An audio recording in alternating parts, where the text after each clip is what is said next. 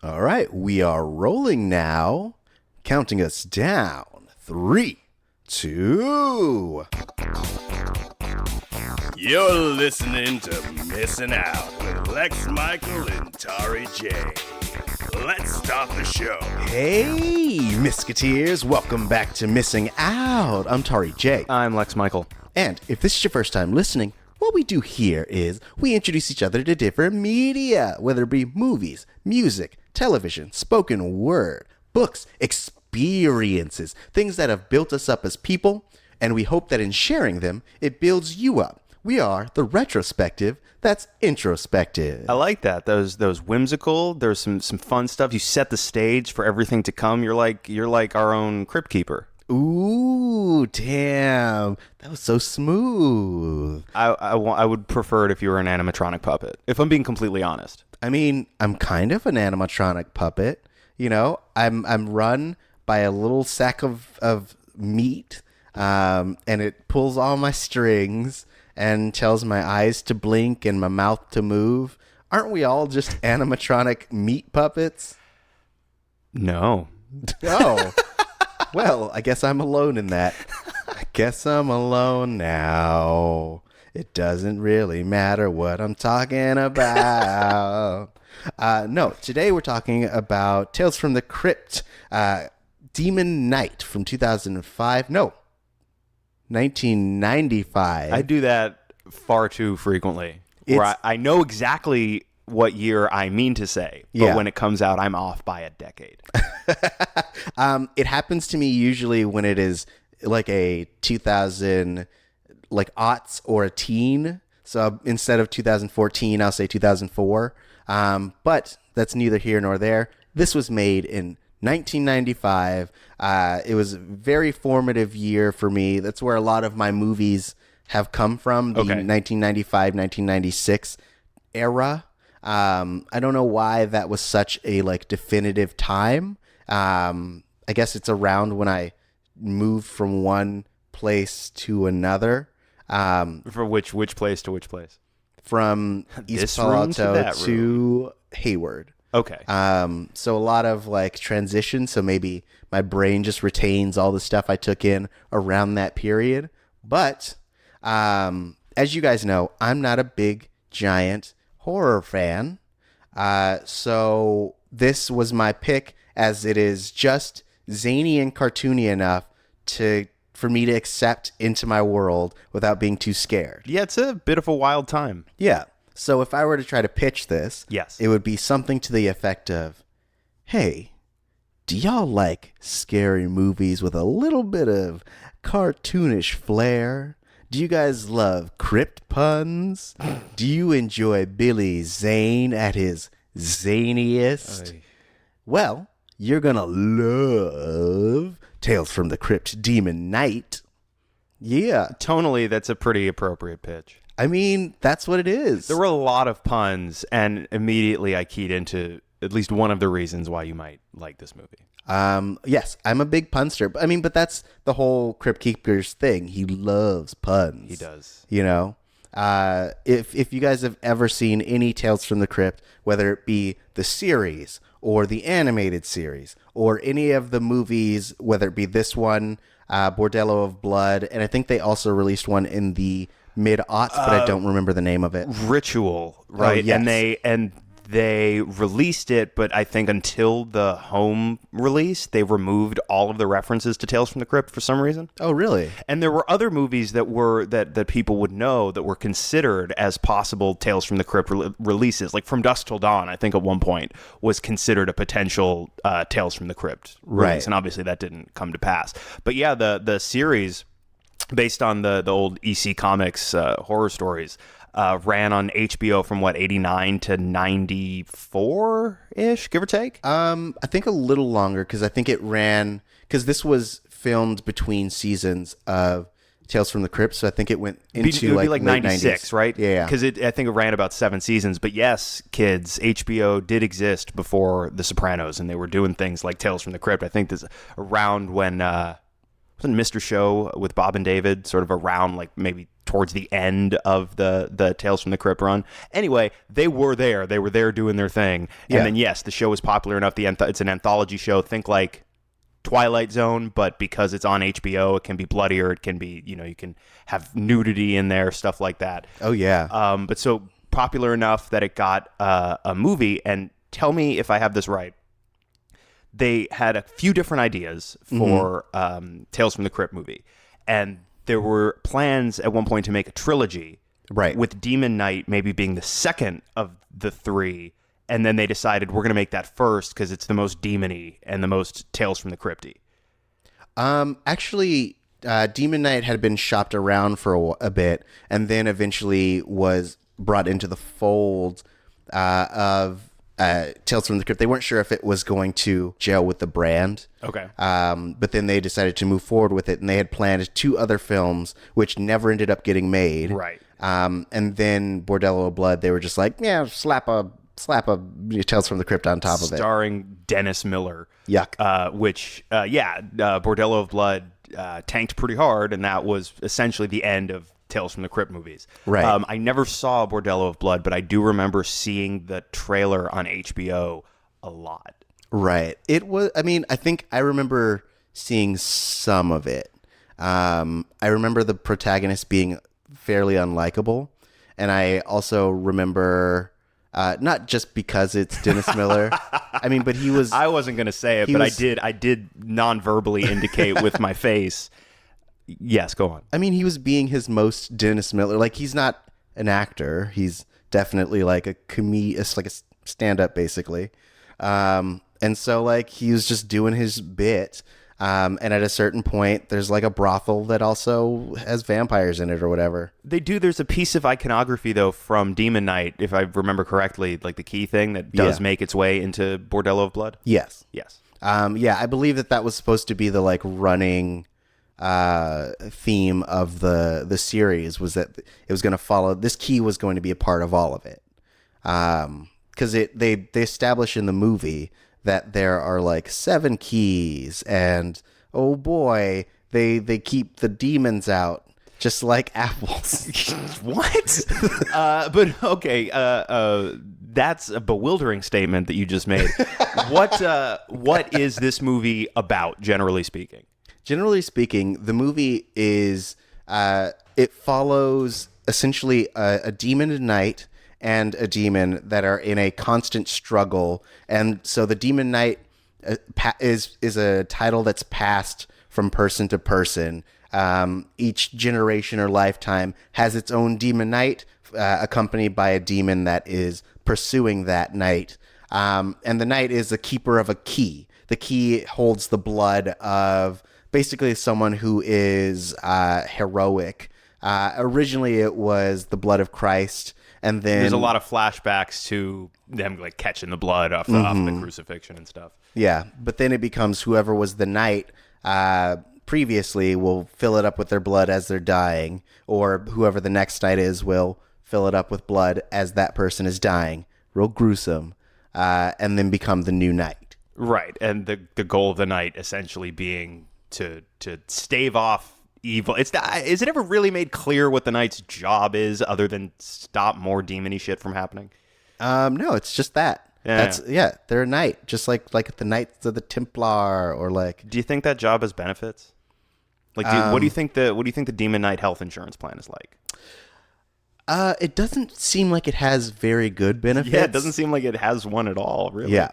You get the knowledge of knowing that you are worthy, right? And that you essentially save the world every day that you don't die, right? And that when you do die one day, when you meet your maker, your death will probably be cool. Yeah, I think the craziest part is that like it seems as though the Demon Knight's death is predetermined the moment they become the Demon Knight. Sure. Because of the way that the stars work. But we're getting into spoiler territory right now. Yes. But keeping our feet still in non-spoiler territory, the titular Demon Knight in this movie is a character named Breaker. Yes. And he's played by Bill Sadler, who, if you don't know the name, you know his face, you know his work. You saw him as President Ellis in Iron Man 3. Everybody knows him as Death from Bill and Ted's Bogus Journey, so you know that dude. And, of course, the demon in question, one Billy Zane, who you probably know from being Billy Zane. Right, of course. But if you need help, Billy Zane was in Titanic. He was the man who wasn't right for Kate Winslet. Right. Because he didn't become king of the he was a rich jerk. What was Titanic about? Which one was that? That was the one where Leo does quaaludes and drags himself across the carpet to try and get to his car? Yeah. That's that one, right? Definitely, yeah. And he eats a raw fish or something. Yeah, there we go. Yeah. But he's also... Is that the one where he's in a gang in New York? Yes. Wow. Yeah. And at some point, he opens up a slave shop called Candyland. This movie sounds fucked up and awesome. I really want them now to make a movie starring Leonardo DiCaprio, the plot of which is every Leonardo DiCaprio movie. I would watch it. Just smash all of it together. Instead of a slave plantation, Calvin Candy has killer bears, and the bears all fight each other. And at the end of the movie, he's killed by his own bears. Whatever else, and he's on Quaaludes while that happens. Of course. Yeah. And he's frozen. Yes. And the dad from Growing Pains is like, Leo. I think it's going to be tough to get Alan Thicke at this point.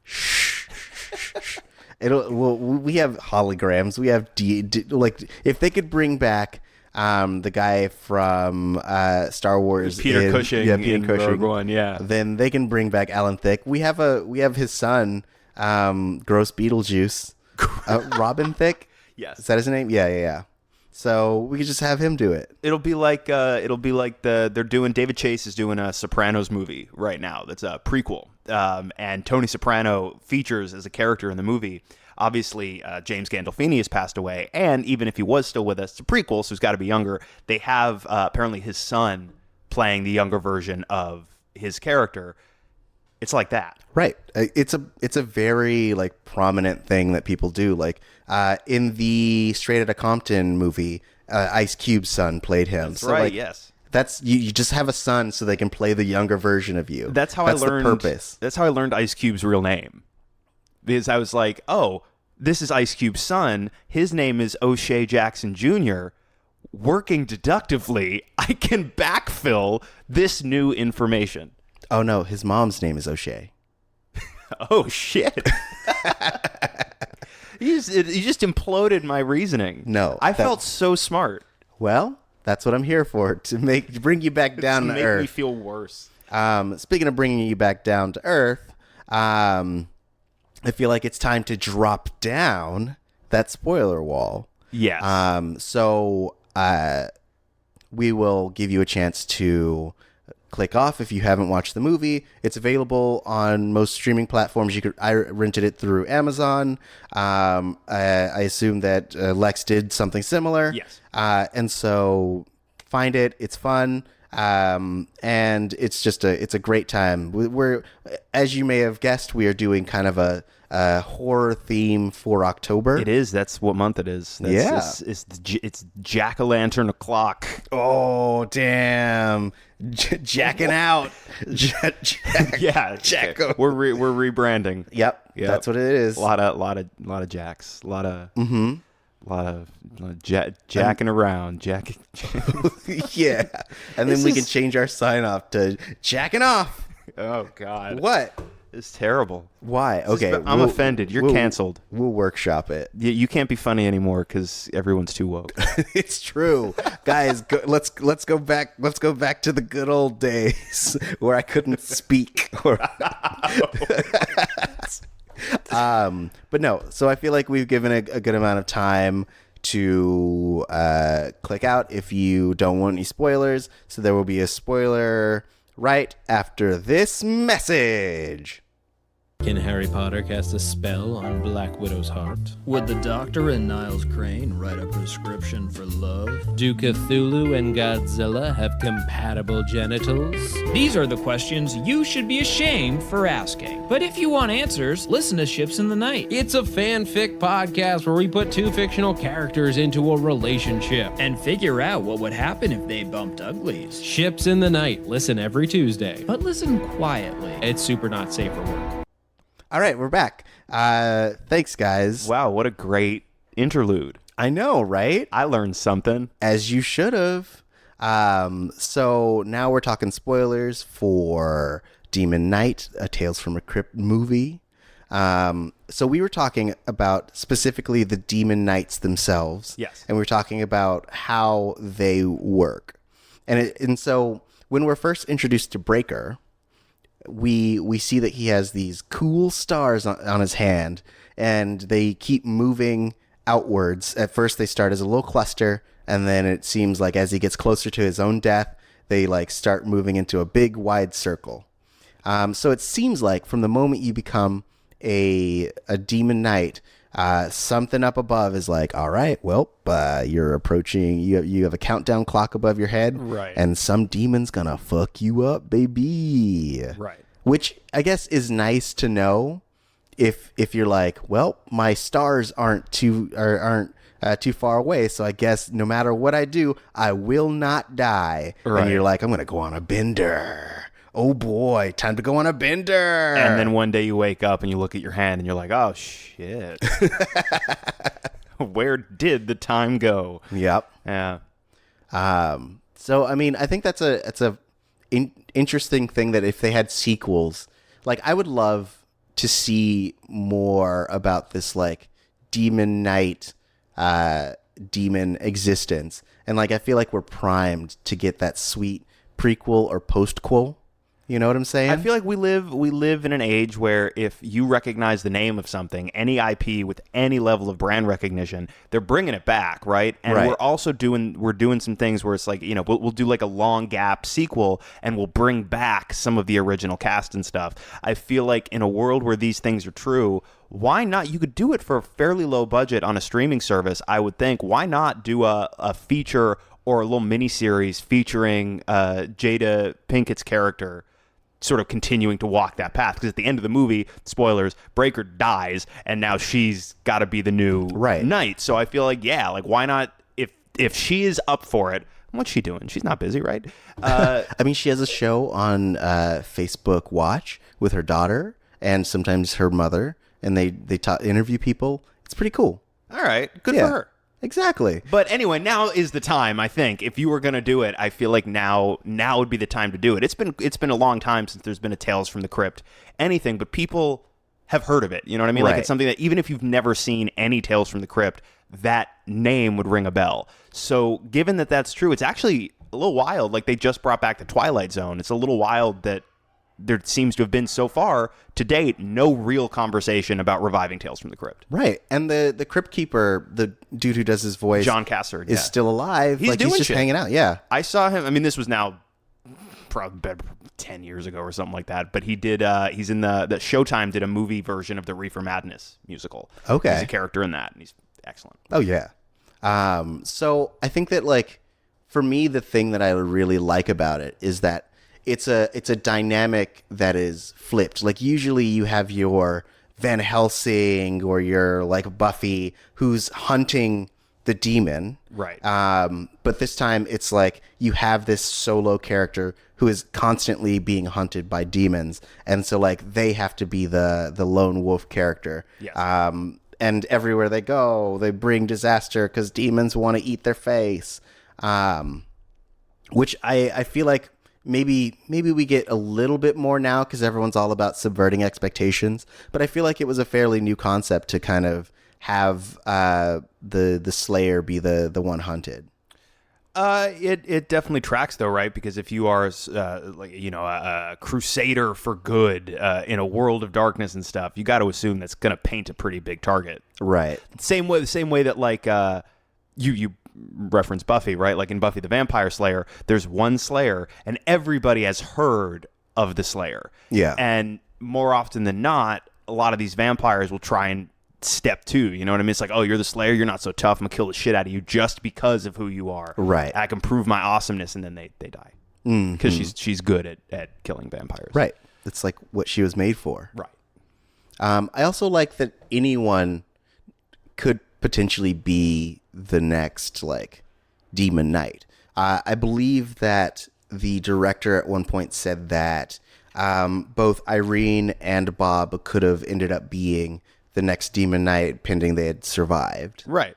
Anyone can wear the mask. Right. Into the Spider-Verse stealth remake of Tales from the Crypt presents Demon Knight. The messaging is exactly the same, you must admit. Yeah. I think what I would want if they were to continue this series. I like they're just like, yeah, no, it's not. Let's move on. No, I didn't deny you. It's just I want to talk about my thing. Lex. All right, what? No, I mean, because the idea is that these keys were scattered across the universe. And so, like, I would really like them to explore that. If they ever did, like, a mini-series, or if they ever did, like, a feature, I would want there to be a bunch of key holders to all meet on Earth from across the universe. And they're like, we're aliens and we have the keys, and you get like alien demons and you get all this stuff. Like, that's what I need. I'm on board for that. That's my general philosophy is, okay, we want to continue a story and we have to justify the continuation of the story. Every time I just say, take it to space. Everyone likes space shit. Even Right. if you're sitting there going, no, I don't think so, not really for me. You're wrong. Fuck you. What kind of attitude is that? What defeatist nonsense? No, you love space. Right.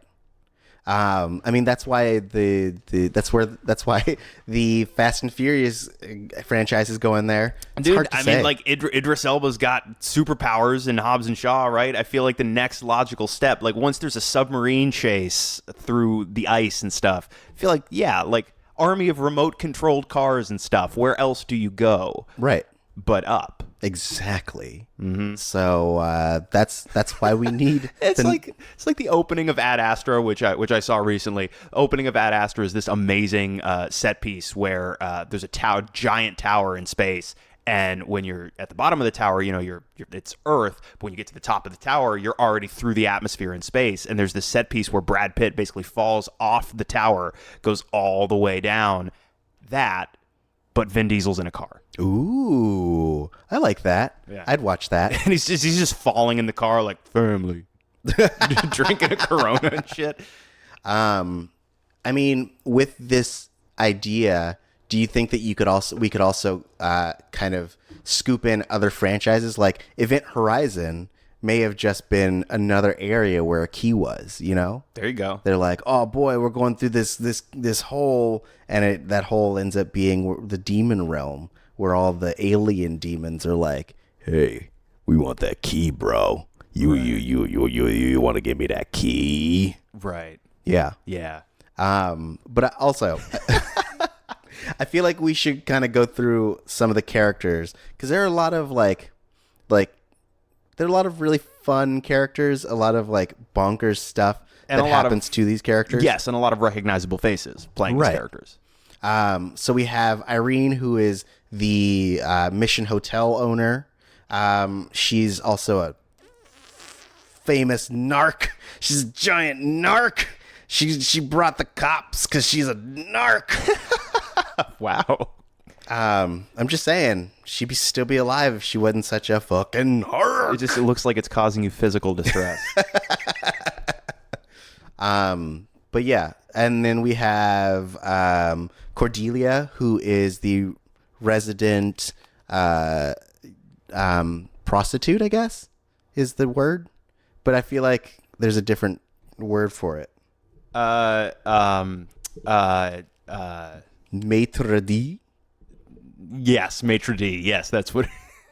That's exactly the word you're looking for. Maitre. Yep.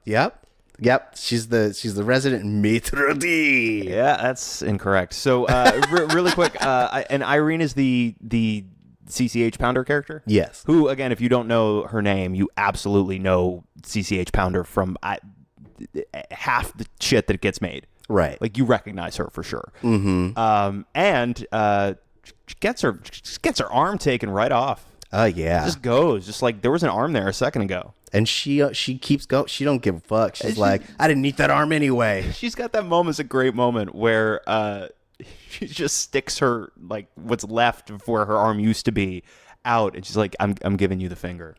It's like, you're not, because you don't have that anymore. But I love, you got spunk, kid. Oh hell yeah. Love it. So spunky. Full of spunk. You said it. No, I did not take it there. Take it where? I refuse to stand for these allegations. Okay. Good thing you're sitting. I was not on that call with My face dropped so quickly and so far down. My cheeks are now on my lap. How far my face has fallen. Well, let's pivot then and talk about how Thomas Hayden Church is also in this movie with some loud shirts. Yes. So he plays this character named Roach, and he is the literal worst. Yes. He spends the whole movie. One, he comes in and he talks to Cordelia's maitre d' character. That's not what a maitre d' is. Yeah, no. Life is your restaurant, and I'm your maitre d'. All right. And he comes in and he's like, "You're mine. I own you." And then they do a sex, and it's weird and loud and gross. Isn't he supposed to be a cook or something like that? I think so. Yeah. I think he's like a shorter cook. It doesn't. I'm sure they say what his job is at some point, but he's a character that, I don't know about you, I can't really picture him having a job. I mean, because I assume that, like, it's his dad's place. Like, I assume it's like a family restaurant, and he's just like, yeah, you know, I do the cooking because no one else will. I'm gonna own this restaurant one day, or I'm gonna tear it down once my father dies. I don't think his character is from New York. No, but that's what he sounds like to me. Yeah. Yeah. Okay. But yeah, and so he spends the whole time like yelling at our main character, being like, "I only care about myself." At some point, he pushes Cordelia out in front of him when a demon is attacking. And at another point, he just betrays everyone. Yes, but he does ultimately get his comeuppance when Billy Zane is like, "Well, I said I wouldn't kill you, but I didn't say I wouldn't kill you," and then demons eat him or something. Right. Yeah. Yes. I also like he gets this line. This movie's full of fun lines, but he gets this one where he's like, "This whole end of the world thing ain't too bad. I got hemorrhoids." It's right. like, bro, I think it's a little worse. That's called a false equivalency.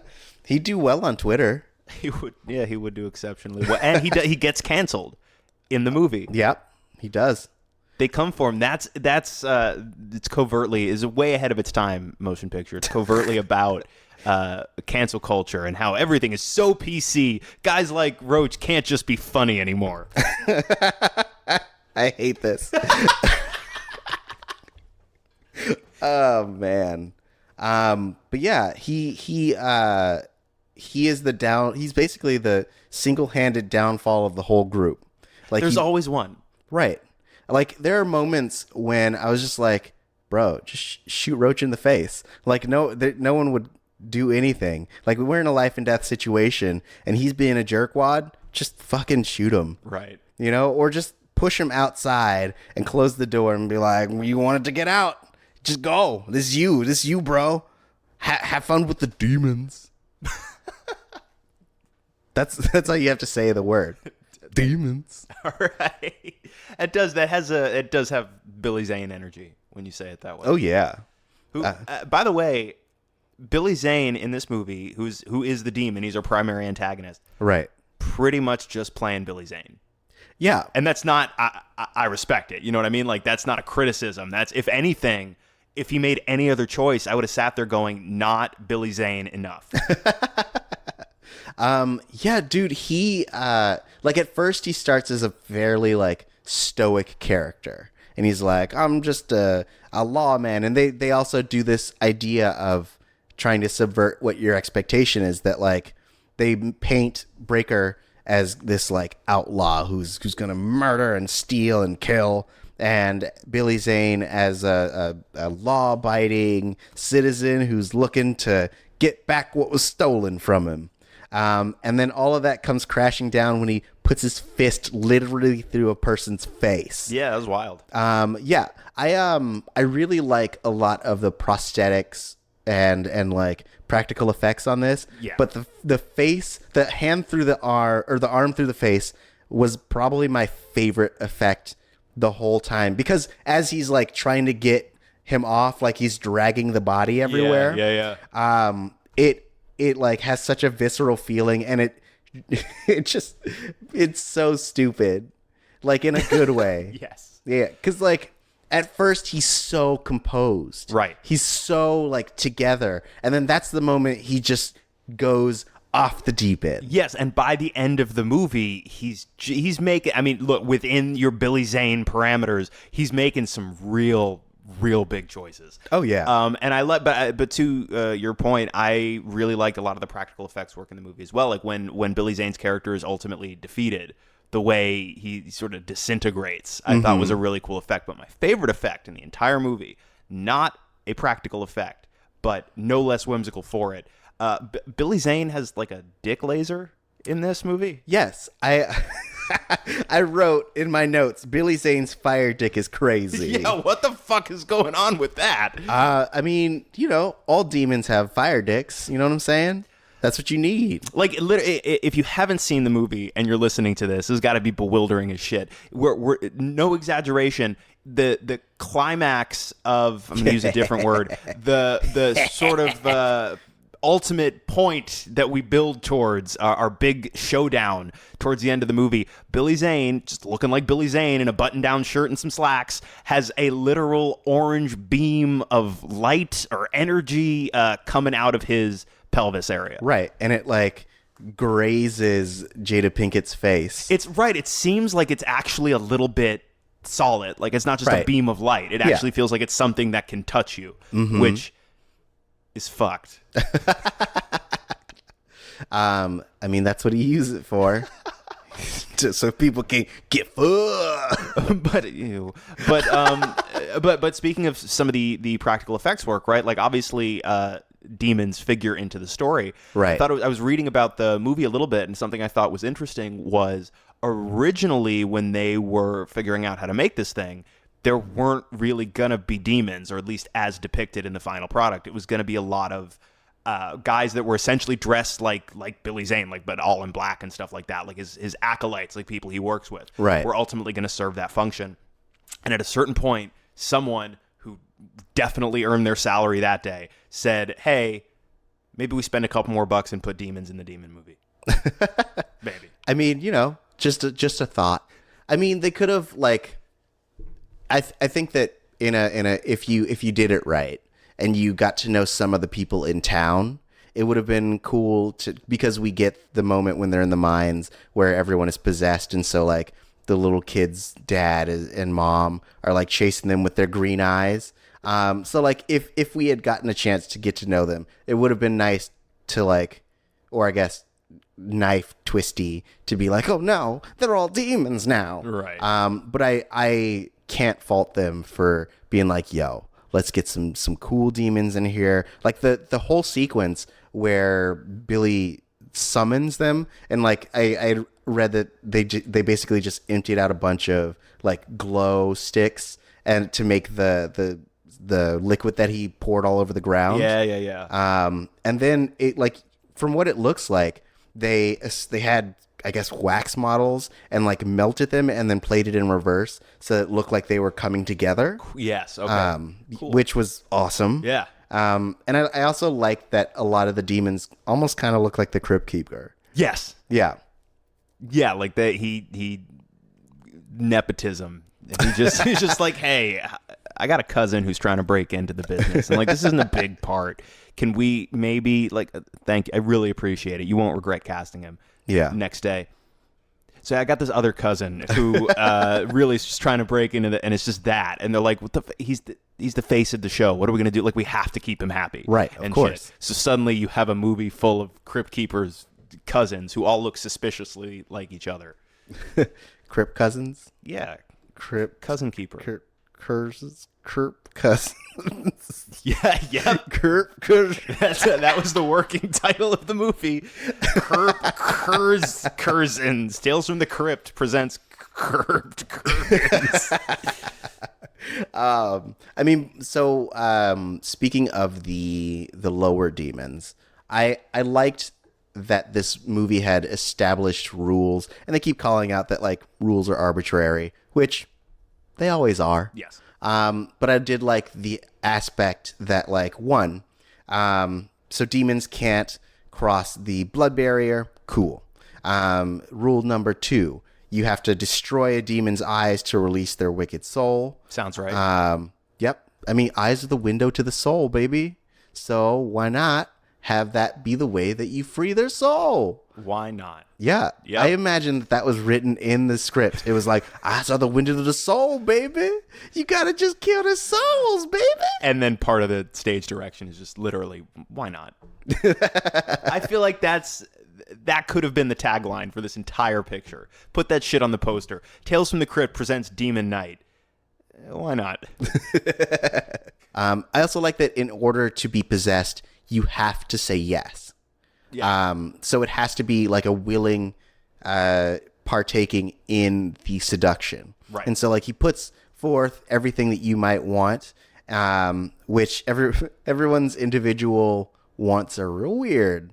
Like especially Uncle Willie's. Yes. Who he's like, hey, you want to be surrounded by a bunch of topless women? Which you want to honestly, see some titties? like I get on paper why that would appeal to a man with inclinations in that direction. But as depicted, I tried to put myself in those shoes, and I feel like that would stress me the fuck out. Would it? I feel like it would. I feel like it would just be too much. I mean, I assume in the original draft of the script, they were just undressing him as it were going and being like, oh, look how big your penis is. Yeah, that sounds stressful to me. I mean, but they're complimenting. They're like, and they're like, yo, do you want to do a sex and have all of the alcohol you want? Oh, boy. But Jesus, Uncle Willie, by the way, played by Dick Miller, another actor who you may not know by name, but you definitely know his work. I pulled up his resume really quickly, but he's in, going back to he's in The Dirty Dozen. He's in, what else? He's in Death Race 2000. He's in Gremlins. He's in Piranha. Like, you know his face and stuff. Uh-huh. Oh, yeah, he's in Terminator. He's the guy at the gun shop in Terminator, where he's like, hey, you can't do that. And Arnold's like, wrong, and kills him. Oh, I've never seen the first Terminator. Wild. That's what this show is for. Yep. Oh, dude, well, it's so good. You never brought it, so... It's so good. I'm going to bring it. I mean, bring it next. I hear it's really good. I started with Judgment Day. Which is also really good. Right. But I do feel like, I don't even think this is a controversial opinion. As great as Judgment Day is, I feel like you really got everything you needed from the Terminator mythos in that first movie. I think that first movie is pretty perfect, and I think to one extent or another, it's been diminishing returns ever since. Even Judgment Day, which is still an excellent movie. And then everything else happens. Yes, because from what I understand, the first movie establishes its closed loop. It establishes fate and destiny. Yes. Whereas all the other ones are like, just kidding. Time is malleable, and oh shit, it just gets ruined every time. Remember in that one movie you really liked where we were like, there is no fate but what you make for yourself? That sounds cool. So that's our MO now. That's our baseline that we're working off of. All that for the loop thing. Fuck it. Yeah. Just fuck it. This Terminator kills Terminators. Fuck it. Christian Bale is mad. Fuck yeah. Look at fucking Khaleesi run from a robot. Yeah. That's it. Yeah. I just walked you through it. I saved you hours. Saved you Oh my hours gosh, of your life. thank you so much. Yeah. Wow. I mean, our sequel to Demon Knight won't be bad. Like, because we have established rules that like can be enhanced as opposed to will be broken by the sequel. Got it. So like we're good. We got this. All right. You know? Do you know? Do you know what I'm saying? I don't, but you seem very sure. I'm sure. For those at home, I was making the OK symbol, which we can't make anymore. Yeah. Then I realized that it meant I'm a white supremacist. Right. And like I'm we mad. really fucking dropped the ball letting white supremacists co-opt something that common. Right. I hate it. I hate it. We should take it back.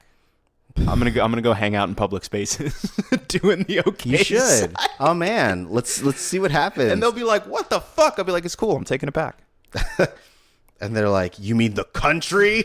And then that's be the like, last time you "No." ever see Lex Michael. Bro, all the demons descend on me like Roach and shit, and I'm just like, PC culture's destroying America. This hurts me. All of this hurts me. But I want to talk about Geraldine, which was Jada Pinkett Smith's character. Yes. I had read that apparently their first pick was Cameron Diaz. Interesting, because this would be right around when Cameron Diaz was starting to take off. Right. This was the same. I think this was the same year as The Mask, which, if I recall correctly, was like her first real. Oh wow, who is this? Right. Moment. But the director Ernest Dickerson was like, "Nah, brah, we got to get Jada in this shit." And I assume, for me, Jada was probably the only reason why I ended up seeing it in the first place. I can track that based on what you've told me about how you selected media to consume at that age. Media was selected for me. All right. Well, I was giving you some agency in this. I have no agency. Yeah. I was chained to a chair, and someone was like, "You watch these movies." They fucking turn around on their way out, flash you the OK symbol and shit. And now, of course, like, you wake up in a cold sweat and you realize that moment, there's a very portentous moment, but you couldn't have known at the time. Right. Of course. Yes. But yeah, I really liked the arc of this character. Like, they established very early on that she's in a work release program. So she was in jail. Now she's hanging out at this mission hotel because she's like, "Yo, I got to do some work in order to be back part of society." That's just how like Jada that. Pinkett talks. Yep. Yes.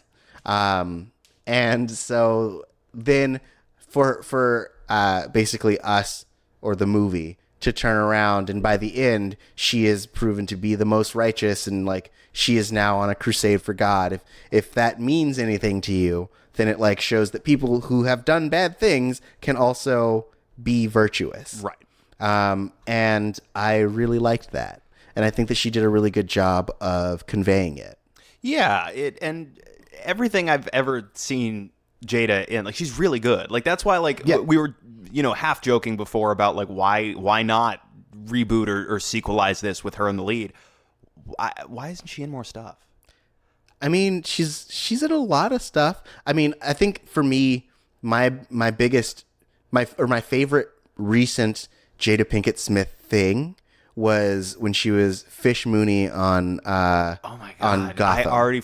I keep forgetting. Yeah, she was on Gotham for a year, And she killed it. yeah, I mean, she was definitely making some choices. Yeah. I ended up really liking, was it Girls Trip?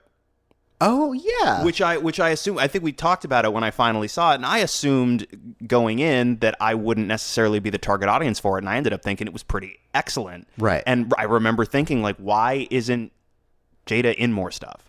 I got to assume some of it's by choice. Right. I assume it's because she's like, I'm rich and I have kids, so like I'm gonna do that. Yeah, I can just bank on. Do you see my daughter whips her hair back and forth? Did you know? Yeah, my boy dresses like Batman, and it's weird and shit, and I can just cash those checks for the rest of my life. Right. And then Will is out there doing his thing. He's the genie. Yep. He's the Gemini man. He's doing his thing. It's old genie versus young genie. So I'm assuming she's just like, yeah, I can just like hang back and do stuff that I want to do. as opposed to just doing things because I have to. Well, how do we convince her to want to do a sequel to Demon Knight? I mean, I don't know how she feels about Demon Knight, if I'm honest. I don't either, but you know what? I bet she'd feel pretty good about dump trucks full of money. Maybe. I mean, I guess we'd have to get the dump trucks first, and I think we'd have to give her a compelling storyline. Like, I think that so her character is proven in the short time that she is the Demon Knight to be very clever. Yes. Because we get the moment when she has the key and she just gets indoctrinated into Demon Knight culture.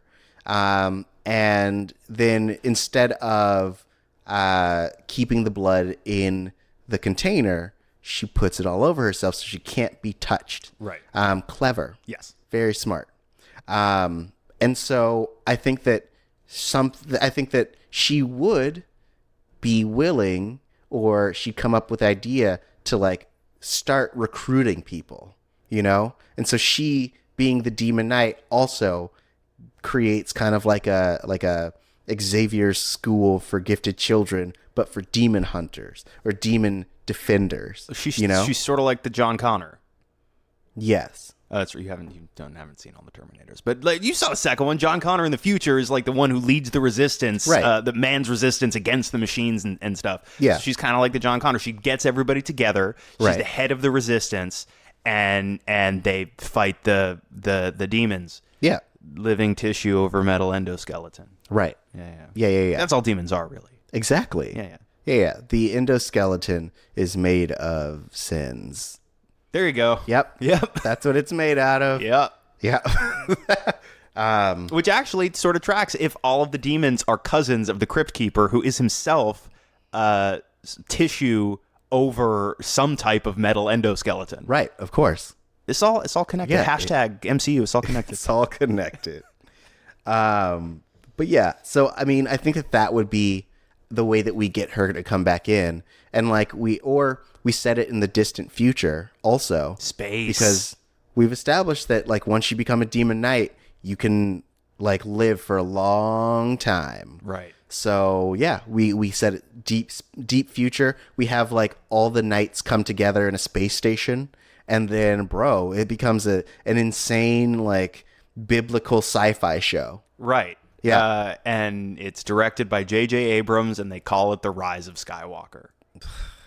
Bro, well, I'm hyped. You just ruined that for me. I'm hyped. Oh, boy. I'm done. I'm hyped for Tales from the Crypt presents The Rise of Skywalker. Is that my ride? Oh man. Sorry. So finish the show by yourself because I'm done. I'm done forever. Wouldn't it be amazing if they did, like, there was a wraparound segment on that one, and it's like Salacious Crumb doing the Crypt Keeper shit, and he's just like making star puns and stuff. Yep. That's star puns. Yes, you've reached my space. My sons. There we go. I did it. What? I did one. What was the pun? Sons. I don't get. Who's he talking to? His sons. His physical sons, and he's referring to them with a U. Sons. Got it. Yeah. Okay. Are you unfamiliar with how puns work? They usually are a play on words, and so words that sound similar are fair game for punnery. So usually you will try to have some kind of correlation between those puns. Oh, I left. Oh, I left. His ride came. Oh man, wow! No one's on this podcast anymore. I was being pun-splained too. I'll do it every day. So you see, a pun. It's like I don't. Is he doing this for him or? It's always for me. Ask the ladies. Ho ho. Oh ho ho. That was a sex joke, everyone. I was implying that I was a selfish lover in bed. This is Tauri's new character, guy who explains every joke. See, the character works because jokes aren't meant to be explained, you see? And so in explaining them, you dissolve all the humor And so this character works because it's kind of a subversion of how a comedian works, in that you don't expect them to purposely destroy their own comedy. And then you get stuck in an infinite loop where you now have to explain the bit. Like, you see, this character works because jokes shouldn't be explained, and it's a bit that I'm doing. I'm putting on a persona. You see, I don't feel it necessary to describe in detail the thought process behind every joke that I make, but you see, the character does, and it's a persona that I'm wearing, because you see, I don't feel the need to explain and it's just that now, and there's no way for you to break that cycle. You're stuck. Right. You're trapped. Well, this character is wearing on me, so I'm gonna drop it. Yeah. Yep. That's how I transition. That was good. You broke the wheel. Thanks. You're like Mother of Dragons. Oh yeah. Watch me burn. Watch me burn. Anyway, you see, Game of Thrones was a very popular program on which Emilia Clarke played a character who has dragons. Dragons breathe fire, you see. Hence.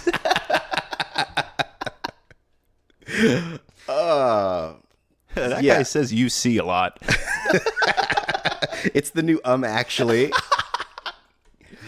But I also really kind of circling back to characters and effects. Yes. And also comedy. Yes. I really liked the bit where they chop off Uncle Willie's demon head. And then his body keeps going, and they cover his head so he can't see, and he goes, "I heard that." This show movie had a lot of fun lines that I enjoyed. Yes, and that was one of them. The other one that is the highest quality is when Coraline is sitting on the table talking to Breaker, and she's like, "I'll be dessert. Yum, yum, yum. I'm a maitre d'." And then Jada Pinkett's cat jumps on the table, and Irene comes in and is like, "Get that pussy off the table." And Coraline jumps off as quickly as possible, and she goes, "I was talking about the cat." That is prime humor. Prime, fantastic humor. The word pussy, you see, has multiple potential meanings, including, but not limited to, something you grab. Oh. I wasn't even on that call. Oh no. Oh no. This is the portion of the show where we remind each other how bad things are and get sad. But oh man. Because also the fucking Billy Zane also has a lot of zingers. Yes. My favorite one from Billy Zane is specifically when he is dropping his persona, and he's like, "You humans aren't worth the skin you're printed on," and then he just starts going on a fucking nonsense. He's like, "You podunk honk here there dilly dally shilly dally motherfuckers." That's the line. Basically, that's what he says as he's throwing his cowboy stuff down. Yep. I loved it because it was so inane. Yeah, that's a good word for it. Yeah. Inane Zane is what they call him. All over prison. They're like, "Look, it's inmate Inane Zane." What the fuck? Oh, sorry, it's insane Inane Zane. It's insane in the membrane. It's insane. It's got no brains. It's a song, you see, by popular recording artists. All right. It's a good bit. It's a good bit. I'm adopting your character. Thank you. It's like James Bond. It's like multiple actors will play this part. Right. And each will make it their own. I'm passing the mantle, and it's like subverting expectations, because usually James Bond is a white gentleman. Right. And now I am a black gentleman passing it on to you, a white gentleman. But which is That's why I got canceled. This is the story of how I got canceled. But no, I'm going to do it just for one. I'm going to do the one off, and then I'm going to walk away. I'm like the George Lazenby of this shit. And I walk away after one and tell everybody that I chose not to come back, but really I was fired because I wouldn't shave my beard. Oh. Something like that. Okay. Yeah. That all of that I have no context for. But it sounds like what happened with Henry Cavill when he wouldn't shave his mustache. But he didn't get fired. I mean, he destroyed the MCU. That was the DCEU. That was the last straw. They were like, "You won't shave your mustache, you ruined Superman. Goodbye, DCEU." I still think it'd be great. Like, okay, release the Snyder Cut. Don't release the Snyder Cut. I want the version of Justice League pre-mustache removal. I want the one where Superman is rocking like a Tom Selleck mustache the entire movie. They should have just given him a fucking beard. Just given him a full beard. Right. Like, why? Why? Like, is the implication that he doesn't grow hair other than on his head? Because that's not a thing. Because the first time we meet him, yeah, he's got a beard. He's got a Man beard. Of Steel. Yeah. So, like, dude, really good point. Right. Just give him a stupid beard. It makes no sense at all. Yeah, that's true. It's a good point. They should just, like, and it's easier to digitally add a beard than it is to, like, digitally remove a mustache. What digital? Just put a beard on him. Like, you don't need computers for this. Well, like, some of the stuff had already been filmed.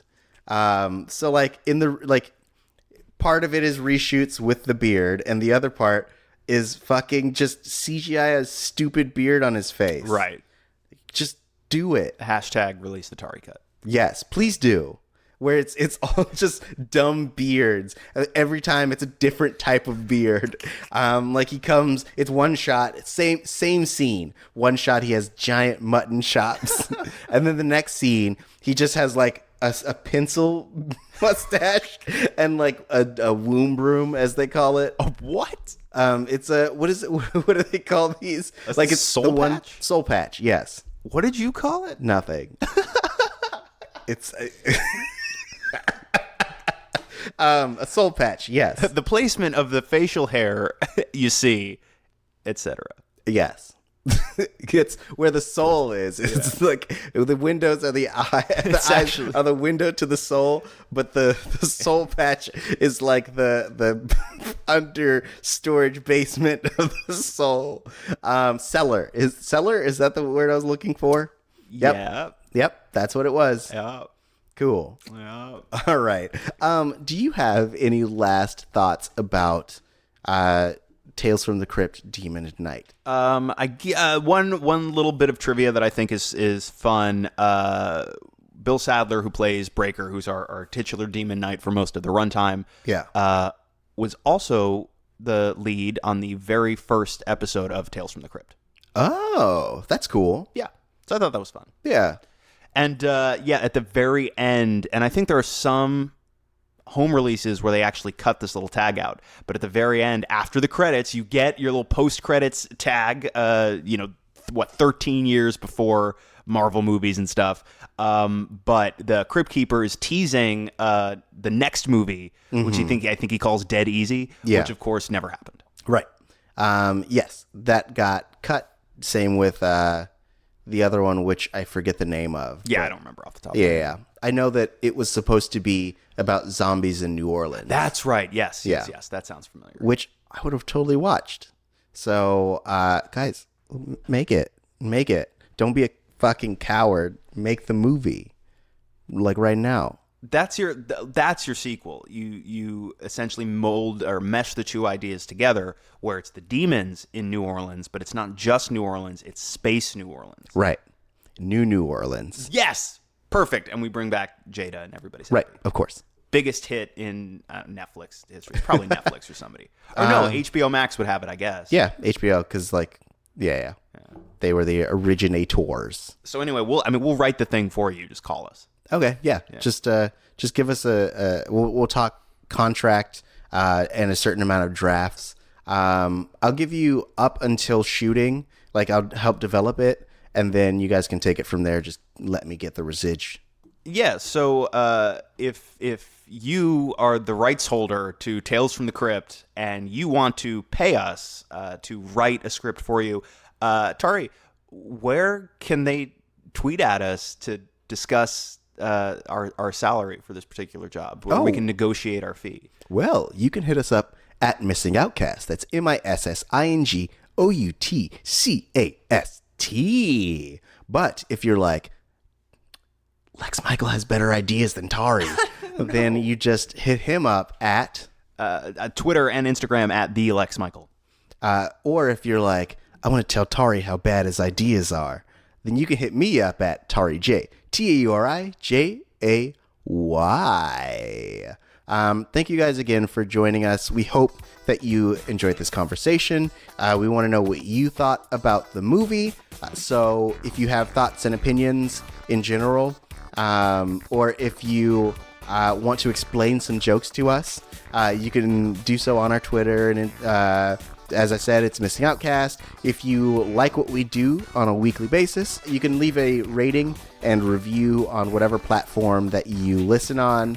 That helps get us to the top of the charts, helps other people find it, and helps us keep growing as a podcast.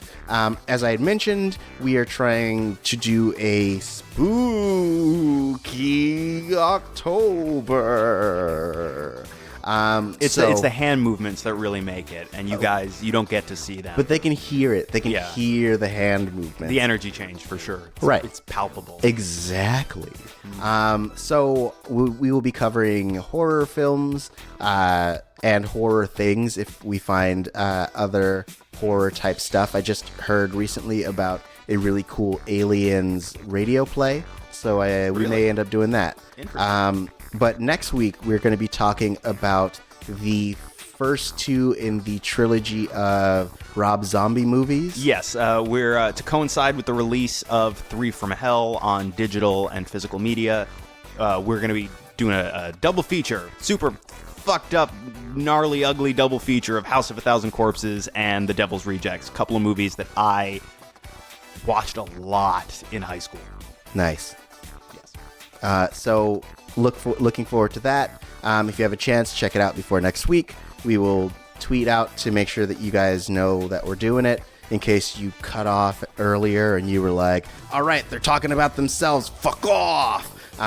So we'll keep you guys posted on Twitter. I already understood that joke.